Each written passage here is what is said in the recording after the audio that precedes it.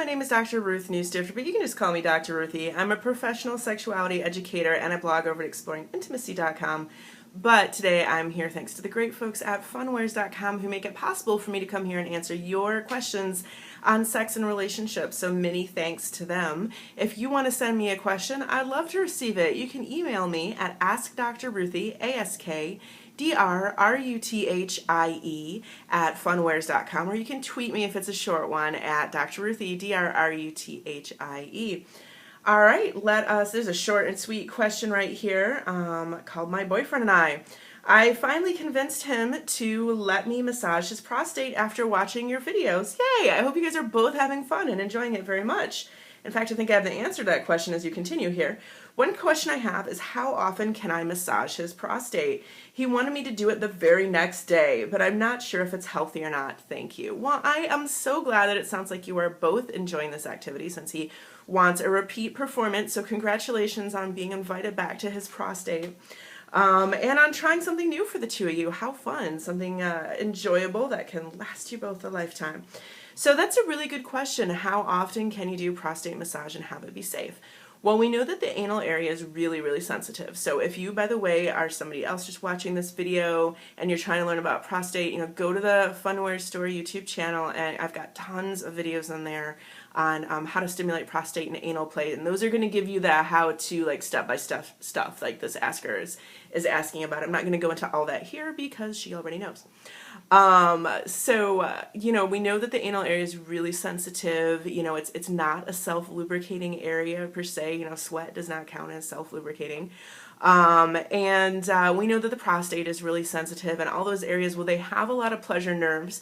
They're not necessarily the best at letting us know when there's, some kind of trouble or, something is uncomfortable unless we're paying attention.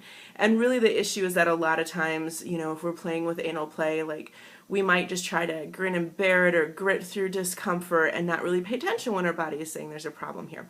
So if we are paying attention, it has ways of letting us know. But of course, the deeper we go in, the less nerves there are, with the exception of kind of that bundle of nerves around the prostate. So how often can you do it? Well, my counter question to you is how vigorous are you being and how much friction are you putting on that area? If you're using a whole lot of lube, and remember, when it comes to anal play, I say too much lube is almost enough. So if you're using a lot of lube on the outside of the anus, the two sphincter muscle rings on the inside of the anus, and getting a lot of lube in against that prostate area, really you should be just fine. You can go ahead and do this every day. So lots of lube, lots of relaxation, and of course monitoring carefully for any discomfort on his end. No pun intended. So if he's telling you that it's feeling uncomfortable and might need a little break for a couple of days, pay attention to that and encourage him to pay attention to those messages from his body as well. And that means you need a break until it feels like it's time to go back. Lots of lube, lots of relaxation and gentleness if you're going to be doing a lot of it. Now, if he likes a lot of rubbing, you feel like you're making a lot of friction on those delicate tissues, you might want to mix it up and try adding in a vibrator that's got a nice flared base and is specifically made for prostate stimulation and things like that. Still using a lot of lube and relaxing and working your way up to it. Because with a vibrator like that, you're not really putting as much friction on the area. It still needs lube, but it kind of gives those tissues a little bit of a break.